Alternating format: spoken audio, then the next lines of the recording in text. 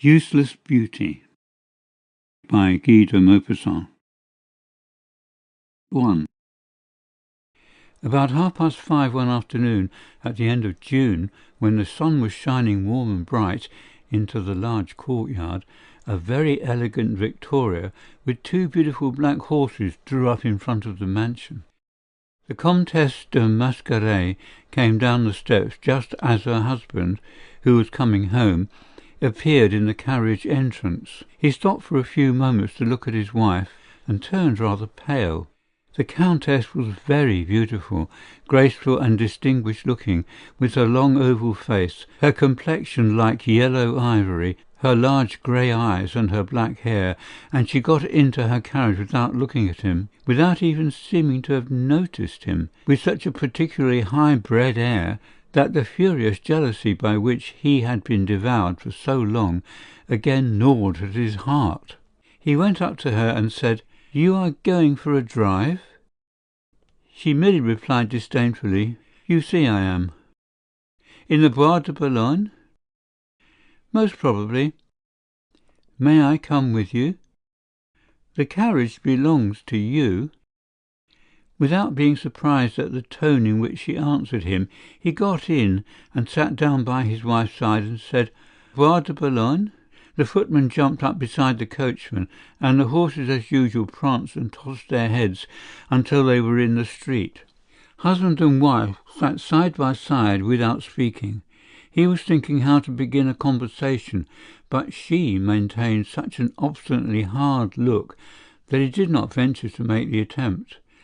At last, however, he cunningly, accidentally as it were, touched the Countess's gloved hand with his own, but she drew her arm away with a movement which was so expressive of disgust that he remained thoughtful, in spite of his usual authoritative and despotic character, and he said, "Gabrielle, what do you want?"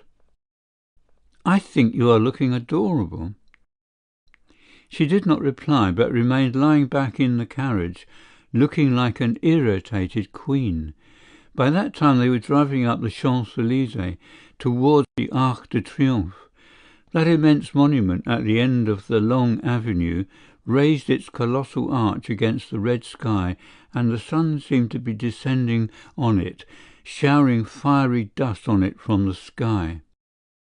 The stream of carriages, with dashes of sunlight reflected in the silver trappings of the harness and the glass of the lamps, flowed on in a double current toward the town and toward the Voir, and the Countess de Mascaret continued, "My dear Gabrielle." Unable to control herself any longer, she replied in an exasperated voice, "Oh, do leave me in peace, pray. I'm not even allowed to have my carriage to myself now." He pretended not to hear her and continued, "You never have looked so pretty as you do today." Her patience had come to an end, and she replied with irrepressible anger, "You are wrong to notice it, for I swear to you that I will never have anything to do with you in that way again." The Count was decidedly stupefied and upset, and, his violent nature gaining the upper hand, he exclaimed, "What do you mean by that?" in a tone that betrayed rather the brutal master than the lover. She replied in a low voice, so that the servants might not hear amid the deafening noise of the wheels, "Ah, what do I mean by that? What do I mean by that? Now I recognize you again. Do you want me to tell everything?" "Yes, everything that has weighed on my heart since I have been the victim of your terrible selfishness." He had grown red with surprise and anger, and he growled between his closed teeth, "Yes, tell me everything." He was a tall, broad-shouldered man with a big red beard, a handsome man, a nobleman, a man of the world, who passed as a perfect husband and an excellent father, and now, for the first time since they had started, she turned toward him and looked him full in the face. "Ah, you will hear some disagreeable things, But you must know that I am prepared for everything, that I fear nothing, and you less than anyone today." He also was looking into her eyes and was already shaking with rage as he said in a low voice, "You are mad." "No, but I will no longer be the victim of the hateful penalty of maternity, which you have inflicted on me for 11 years. I wish to take my place in society, as I have the right to do, as all women have the right to do." He suddenly grew pale again and stammered, I do not understand you."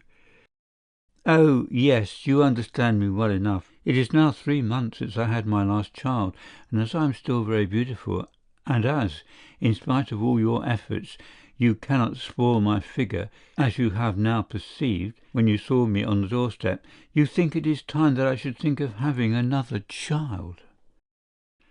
"But you are talking nonsense." "No, I am not. I am 30, and I have had 7 children, and we have been married 11 years, and you hope that this will go on for 10 years longer, after which you will leave off being jealous." He seized her arm and squeezed it, saying, "I will not allow you to talk to me like that much longer.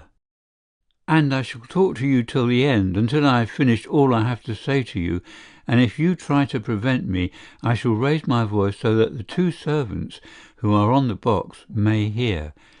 I only allowed you to come with me for that object, for I have these witnesses who will oblige you to listen to me and to contain yourself, so now pay attention to what I say.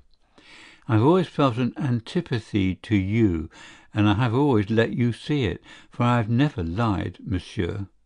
You married me in spite of myself. You forced my parents, who were in embarrassed circumstances, to give me to you, because you were rich, and they obliged me to marry you in spite of my tears.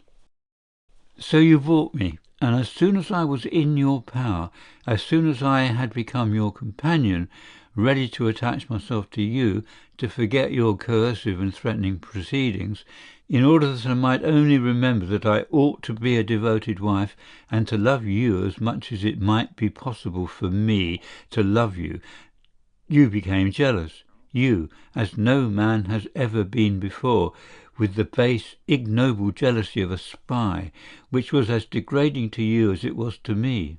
I had not been married 8 months when you suspected me of every perfidiousness, and you even told me so. What a disgrace! And as you could not prevent me from being beautiful and from pleasing people, from being called in drawing-rooms and also in the newspapers one of the most beautiful women in Paris, you tried everything you could think of to keep admirers from me, and you hit upon the abominable idea of making me spend my life in a constant state of motherhood until the time should come when I should disgust every man. Oh, do not deny it. I did not understand it for some time, but then I guessed it. You even boasted about it to your sister, who told me of it, for she is fond of me and was disgusted at your boorish coarseness. Ah, remember how you have behaved in the past, how for 11 years you have compelled me to give up all society and simply be a mother to your children. And then you would grow disgusted with me, and I was sent into the country, the family chateau, among fields and meadows. And when I reappeared, fresh, pretty, and unspoiled, still seductive and constantly surrounded by admirers, hoping that at last I should live a little more like a rich young society woman, you were seized with jealousy again, and you began once more to persecute me with that infamous and hateful desire from which you are suffering at this moment by my side. And it is not the desire of possessing me, for I should never have refused myself to you, but it is the wish to make me unsightly. And then that abominable and mysterious thing occurred which I was a long time in understanding, but I grew sharp by dint of watching your thoughts and actions. You attached yourself to the children with all the security which they gave you, while I bore them. You felt affection for them with all your aversion to me. and in spite of your ignoble fears, which were momentarily allayed by your pleasure in seeing me lose my symmetry. Oh, how often have I noticed that joy in you! I've seen it in your eyes and guessed it. You loved your children as victories, and not because they were of your own blood. They were victories over me, over my youth, over my beauty, over my charms, over the compliments which were paid to me, and over those that were whispered around me without being paid to me personally. And you are proud of them. You make a parade of them. You take them out for drives in your brake in the Bois de Boulogne, and you give them donkey rides at Montmorency. You take them to theatrical matinees so that you may be seen in the midst of them, so that people may say, "What a kind father," and that it may be repeated. He had seized her wrist with savage brutality, and he squeezed it so violently that she was quiet and nearly cried out with the pain, and he said to her in a whisper, "I love my children, do you hear? What you have just told me is disgraceful in a mother, but you belong to me. I am master, your master. I can exact from you what I like and when I like, and I have the law on my side." He was trying to crush her fingers in the strong grip of his large muscular hand, and she, livid with pain, tried in vain to free them from that vice which was crushing them. The agony made her breathe hard, and the tears came into her eyes. "You see that I am the master and the stronger," he said. When he somewhat loosened his grip, she asked him, "Do you think that I am a religious woman?" He was surprised and stammered, "Yes." "Do you think that I could lie if I swore to the truth of anything to you before an altar on which Christ's body is?" "No." "Will you go with me to some church?" "What for?" "You shall see. Will you?" "If you absolutely wish it, yes." She raised her voice and said, "Philippe!" And the coachman, bending down a little, without taking his eyes from his horses, seemed to turn his ear alone towards his mistress, who continued, "Drive to St. Philippe du Roule." And the Victoria, which had reached the entrance of the Bois de Boulogne, returned to Paris. Husband and wife did not exchange a word further during the drive, and when the carriage stopped before the church, Madame de Mascaret jumped out and entered it, followed by the Count a few yards distant. She went, without stopping, as far as the choir screen, and falling on her knees at a chair, she buried her face in her hands. She prayed for a long time, and he, standing behind her, could see that she was crying. She wept noiselessly, as women weep when they are in great poignant grief. There was a kind of undulation in her body, which ended in a little sob, which was hidden and stifled by her fingers. But the Comte de Mascaret thought that the situation was lasting too long, and he touched her on the shoulder. That contact recalled her to herself, as if she had been burned, and getting up, she looked straight into his eyes. "This is what I have to say to you. I am afraid of nothing, whatever you may do to me. You may kill me if you like. One of your children is not yours, and one only. That I swear to you before God, who hears me here. That was the only revenge that was possible for me in return for all your abominable masculine tyrannies, in return for the penal servitude of childbearing to which you have condemned me. Who was my lover? You will never know. You may suspect everyone, but you will never find out. I gave myself to him without love and without pleasure, only for the sake of betraying you, and he also made me a mother. Which is the child? That also you never will know. I have 7. Try to find out. I intended to tell you this later, for one has not avenged oneself on a man by deceiving him unless he knows it. You have driven me to confess it today. I have now finished." She hurried through the church toward the open door, expecting to hear behind her the quick step of her husband whom she had defied, and to be knocked to the ground by a blow of his fist. But she heard nothing and reached her carriage. She jumped into it at a bound, overwhelmed with anguish and breathless with fear. So she called out to the coachman, "Home!" and the horses set off at a quick trot. 2. The Countess de Mascaret was waiting in her room for dinner-time as a criminal sentenced to death awaits the hour of his execution. What was her husband going to do? Had he come home? Despotic, passionate, ready for any violence as he was, what was he meditating? What had he made up his mind to do? There was no sound in the house, and every moment she looked at the clock. Her lady's maid had come and dressed her for the evening, and had then left the room again. 8 o'clock struck, and almost at the same moment there were 2 knocks at the door, and the butler came in and announced dinner. "Has the Count come in?"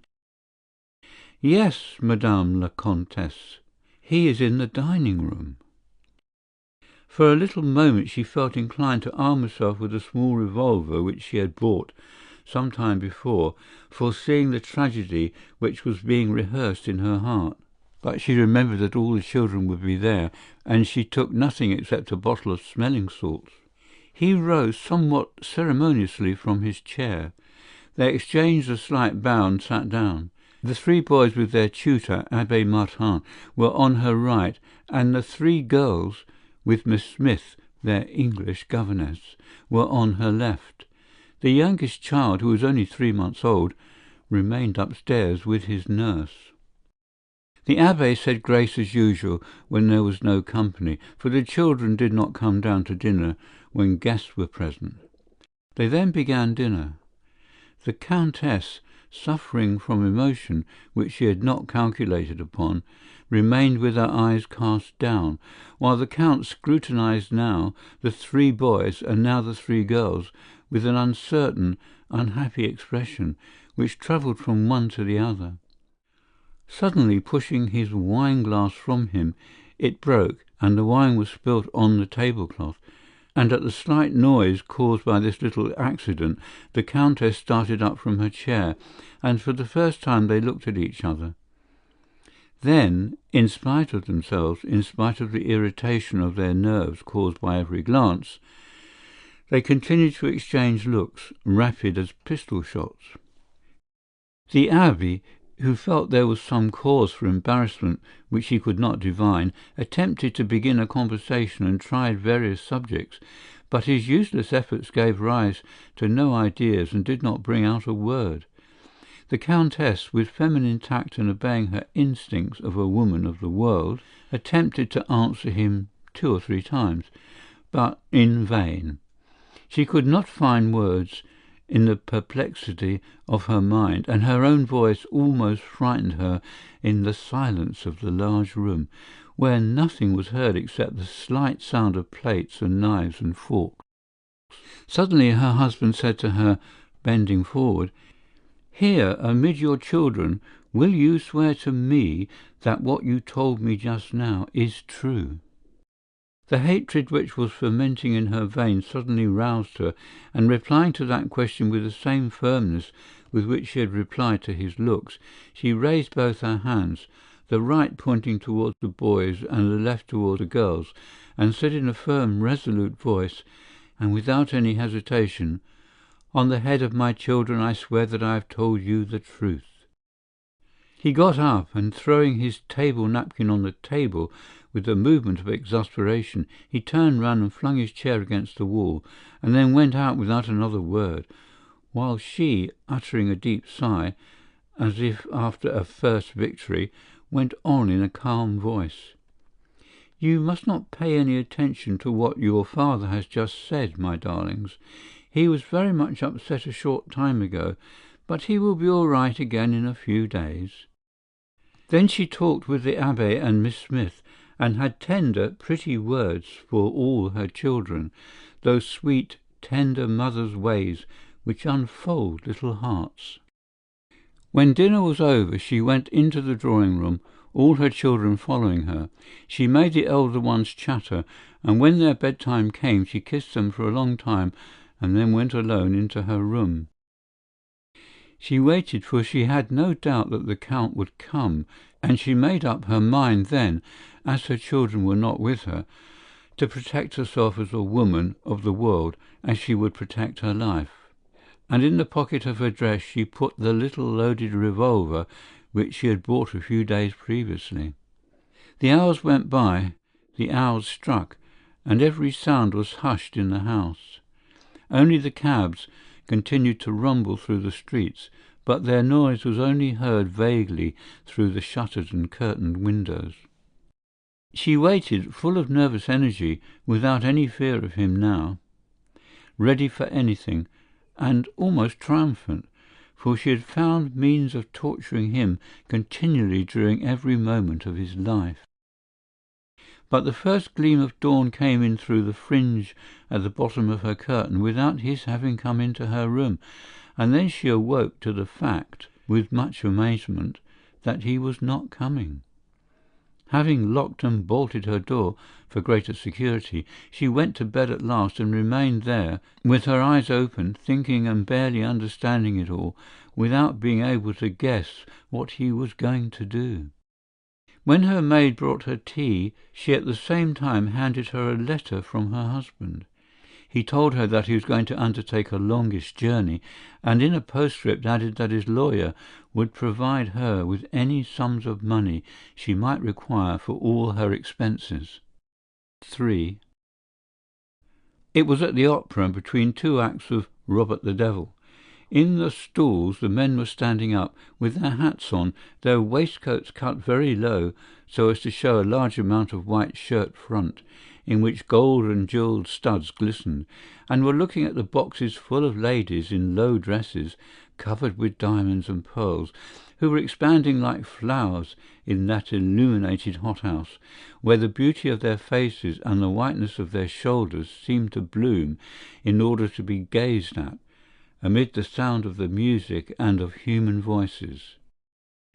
Two friends with their backs to the orchestra were scanning those rows of elegance, that exhibition of real or false charms, of jewels, of luxury and of pretension, which displayed itself in all parts of the grand theatre, and one of them, Roger de Saulnes, said to his companion, Bernard Grandin, "Just look how beautiful the Countess de Mascaret still is."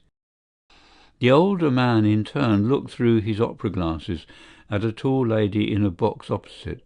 She appeared to be still very young, and her striking beauty seemed to attract all eyes in every corner of the house. Her pale complexion of an ivory tint gave her the appearance of a statue, while a small diamond coronet glistened on her black hair like a streak of light. When he had looked at her for some time, Bernard Grandin replied with a jocular accent of sincere conviction, "You may well call her beautiful. How old do you think she is?" "Wait a moment, I can tell you exactly, for I have known her since she was a child, and I saw her make her debut into society when she was quite a girl. She is 36. Impossible." "I am sure of it." "She looks 25. She has had 7 children." "It is incredible." "And what is more, they are all 7 alive, and she is a very good mother. I occasionally go to the house, which is a very quiet and pleasant one, where one may see the phenomenon of the family in the midst of society." "How very strange! And have there never been any reports about her?" "Never." "But what about her husband? He is peculiar, is he not?"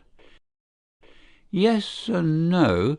Very likely there has been a little drama between them, one of those little domestic dramas which one suspects, never finds out exactly, but guesses at pretty closely." What is it? I do not know anything about it. Mascaret leads a very fast life now, after being a model husband. As long as he remained a good spouse, he had a shocking temper, was crabbed and easily took offence, but since he has been leading his present wild life, he has become quite different. But one might surmise that he has some trouble, a worm gnawing somewhere, for he has aged very much.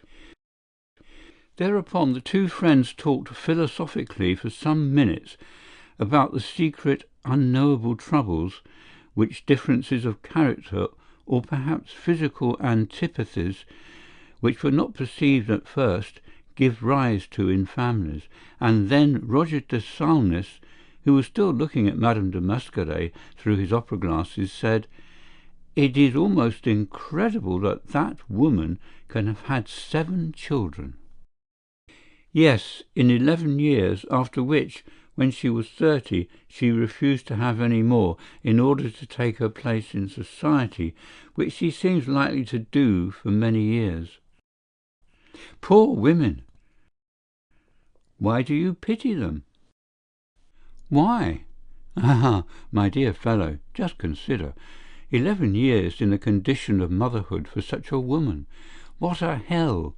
All her youth, all her beauty, every hope of success, every poetical ideal of a brilliant life sacrificed to that abominable law of reproduction which turns the normal woman into a mere machine for bringing children into the world. What would you have? It is only nature. Yes, but I say that nature is our enemy, that we must always fight against nature, for she is continually bringing us back to an animal state. You may be sure that God has not put anything on this earth that is clean, pretty, elegant, or accessory to our ideal. The human brain has done it. It is man who has introduced a little grace, beauty, unknown charm and mystery into creation by singing about it, interpreting it, by admiring it as a poet, idealizing it as an artist, and by explaining it through science, doubtless making mistakes, but finding ingenious reasons, hidden grace and beauty, unknown charm and mystery in the various phenomena of nature. God created only coarse beings, full of the germs of disease, who, after a few years of bestial enjoyment, grow old and infirm with all the ugliness and all the want of power of human decrepitude. He seems to have made them only in order that they may reproduce their species in an ignoble manner, and then die like ephemeral insects. I said reproduce their species in an ignoble manner, and I adhere to that expression. What is there, as a matter of fact, more ignoble and more repugnant than the act of reproduction of living beings, against which all delicate minds always have revolted and always will revolt? Since all the organs which have been invented by this economical and malicious Creator serve 2 purposes, why did He not choose another method of performing that sacred mission, which is the noblest and the most exalted of all human functions? The mouth, which nourishes the body by means of material food, also diffuses abroad speech and thought. Our flesh renews itself of its own accord while we are thinking about it. The olfactory organs, through which the vital air reaches the lungs, communicate all the perfumes of the world to the brain, the smell of flowers, of woods, of trees, of the sea. The ear, which enables us to communicate with our fellow men, has also allowed us to invent music, to create dreams, happiness, infinite and even physical pleasure by means of sound. But one might say that the cynical and cunning Creator wished to prohibit man from ever ennobling and idealizing his intercourse with women. Nevertheless, man has found love, which is not a bad reply to that sly deity, and he has adorned it with so much poetry that woman often forgets the sensual part of it. Those among us who are unable to deceive themselves have invented vice and refined debauchery, which is another way of laughing at God and paying homage, immodest homage, to beauty. But the normal man begets children just like an animal coupled with another by law. Look at that woman. Is it not abominable to think that such a jewel, such a pearl, born to be beautiful, admired, feted and adored, has spent 11 years of her life in providing heirs for the Countess de Mascaret? Bernard Grandin replied with a laugh, "There is a great deal of truth in all that, but very few people would understand you." Solness became more and more animated. "Do you know how I picture God myself," he said, "as an enormous creative organ beyond our ken, who scatters millions of worlds into space, just as one single fish would deposit its spawn in the sea. He creates because it is his function as God to do so, but he does not know what he is doing, and is stupidly prolific in his work, and is ignorant of the combinations of all kinds which are produced by his scattered germs. The human mind is a lucky little local passing accident which was totally unforeseen and condemned to disappear with this earth and to recommence, perhaps here or elsewhere, the same or different, with fresh combinations of eternally new beginnings. We owe it to this little lapse of intelligence on his part that we are very uncomfortable in this world, which was not made for us, which had not been prepared to receive us, to lodge and feed us, or to satisfy reflecting beings. And we owe it to him also that we have to struggle without ceasing against what are still called the designs of Providence, when we are really refined and civilized beings. Grandin, who was listening to him attentively, as he had long known the surprising outbursts of his imagination, asked him, "Then you believe that human thought is the spontaneous product of blind divine generation?" "Naturally, a fortuitous function of the nerve centres of our brain, like the unforeseen chemical action due to new mixtures, and similar also to a charge of electricity caused by friction or the unexpected proximity of some substance, similar to all phenomena caused by the infinite and fruitful fermentation of living matter." "But, my dear fellow, the truth of this must be evident to anyone who looks about him. If the human mind, ordained by an omniscient Creator, had been intended to be what it has become, exacting, inquiring, agitated, tormented, so different from mere animal thought and resignation, would the world which was created to receive the beings which we now are have been this unpleasant little park for small game, this salad patch, this wooded, rocky and spherical kitchen garden, where your improvident providence has destined us to live naked in caves or under trees, nourished on the flesh of slaughtered animals, our brethren, or on raw vegetables nourished by the sun and the rain?" But it is sufficient to reflect for a moment in order to understand that this world was not made for such creatures as we are. Thought, which is developed by a miracle in the nerves of the cells in our brain, powerless, ignorant and confused as it is, and as it will always remain, makes all of us who are intellectual beings eternal and wretched exiles on earth. Look at this earth, as God has given it to those who inhabit it. Is it not visibly and solely made, planted, and covered with forests for the sake of animals? What is there for us? Nothing. And for them, everything. And they have nothing to do but eat or go hunting and eat each other, according to their instincts.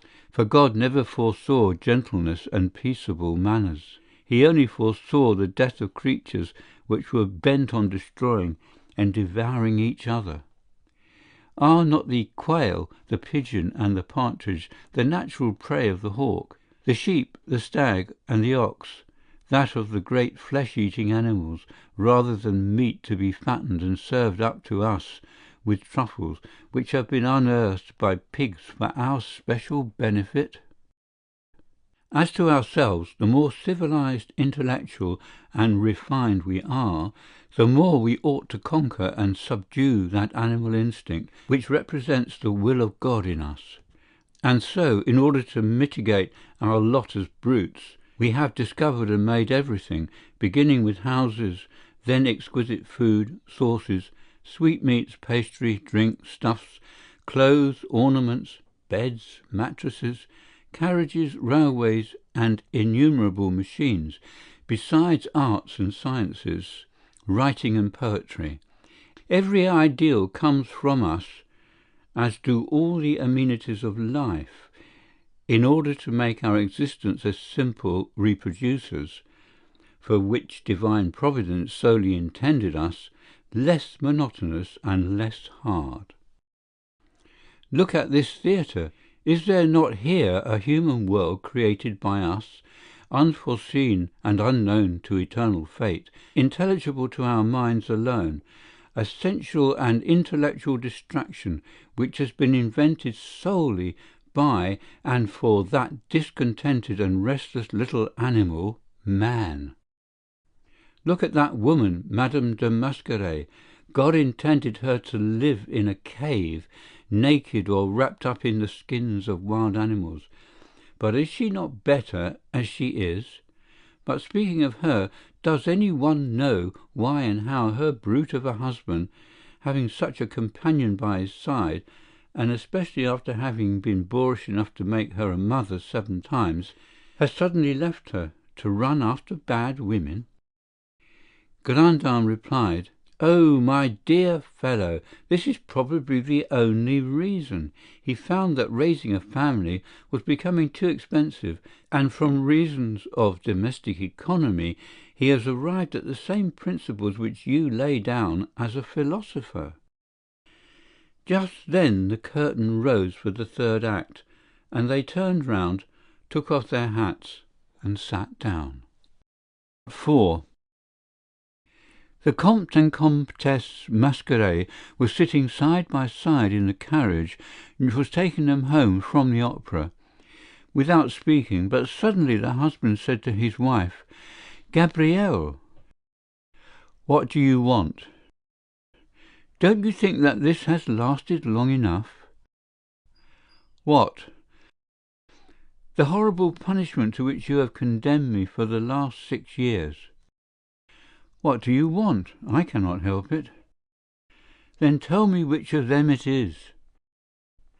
"Never." "Think that I can no longer see my children or feel them round me without having my heart burdened with this doubt. Tell me which of them it is, and I swear that I will forgive you and treat it like the others."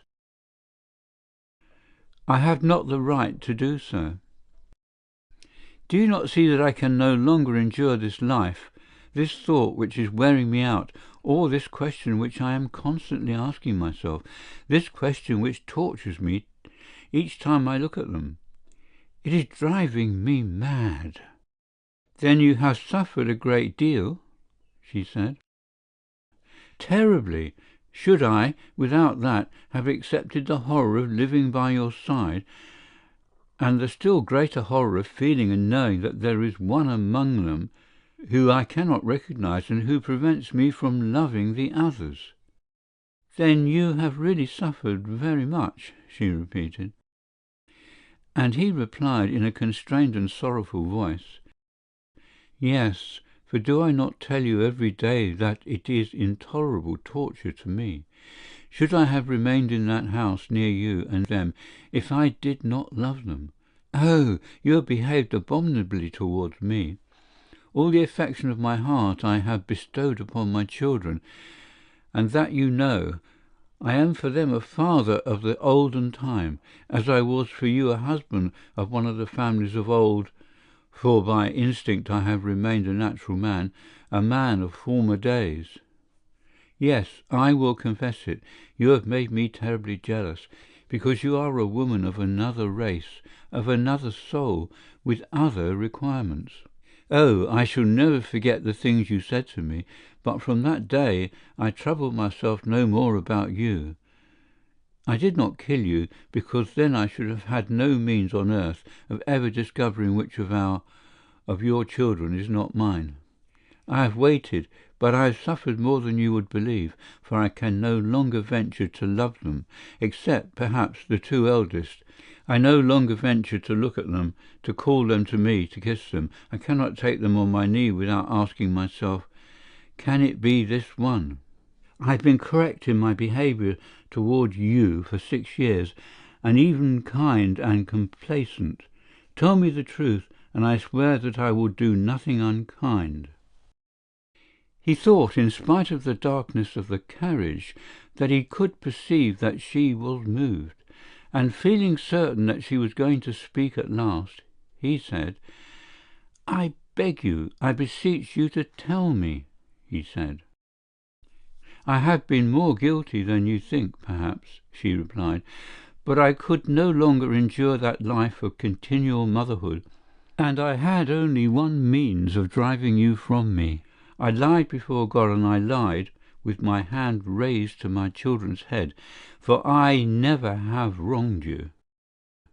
He seized her arm in the darkness, and squeezing it as he had done on that terrible day of their drive in the Bois de Boulogne, he stammered, "Is that true?" "It is true." But, wild with grief, he said with a groan, I shall have fresh doubts that will never end. When did you lie, the last time or now? How am I to believe you at present? How can one believe a woman after that? I shall never again know what I am to think. I would rather you had said to me, it is Jacques, or it is Jean. The carriage drove into the courtyard of the house, and when it had drawn up in front of the steps, the Count alighted first, as usual, and offered his wife his arm to mount the stairs. As soon as they reached the first floor, he said, "May I speak to you for a few moments longer?" And she replied, "I am quite willing." They went into a small drawing-room, and a footman, in some surprise, lighted the wax candles. As soon as he had left the room and they were alone, the Count continued, "How am I to know the truth? I have begged you 1,000 times to speak, but you have remained dumb, impenetrable, inflexible, inexorable, and now today you tell me that you have been lying. For 6 years you have actually allowed me to believe such a thing. No, you are lying now. I do not know why, but out of pity for me, perhaps." She replied in a sincere and convincing manner, "If I had not done so, I should have had 4 more children in the last 6 years." "Can a mother speak like that?" "Oh," she replied, "I do not feel that I am the mother of children who never have been born. It is enough for me to be the mother of those that I have, and to love them with all my heart. I am a woman of the civilized world, monsieur. We all are, and we are no longer, and we refuse to be, mere females to restock the earth." She got up, but he seized her hands. "Only one word, Gabriel. Tell me the truth." "I have just told you. I never have dishonoured you." He looked her full in the face, and how beautiful she was, with her grey eyes, like the cold sky. In her dark hair sparkled the diamond coronet, like a radiance. He suddenly felt by a kind of intuition, that this grand creature was not merely a being destined to perpetuate the race, but the strange and mysterious product of all our complicated desires, which have been accumulating in us for centuries, but which have been turned aside from their primitive and divine object, and have wandered after a mystic, imperfectly perceived, and intangible beauty. There are some women like that, who blossom only for our dreams, adorned with every poetical attribute of civilization, with that ideal luxury, coquetry, and aesthetic charm which surround woman, a living statue that brightens our life. Her husband remained standing before her, stupefied at his tardy and obscure discovery, confusedly hitting on the cause of his former jealousy and understanding it all very imperfectly, and at last he said, "I believe you, for I feel at this moment that you are not lying, and before I really thought that you were." She put out a hand to him. "We are friends, then?" He took her hand and kissed it and replied, "We are friends. Thank you, Gabrielle." Then he went out, still looking at her, and surprised that she was still so beautiful, and feeling a strange emotion arising in him. If you liked the video, put a like, subscribe to the channel and click on the bell to not miss our new videos.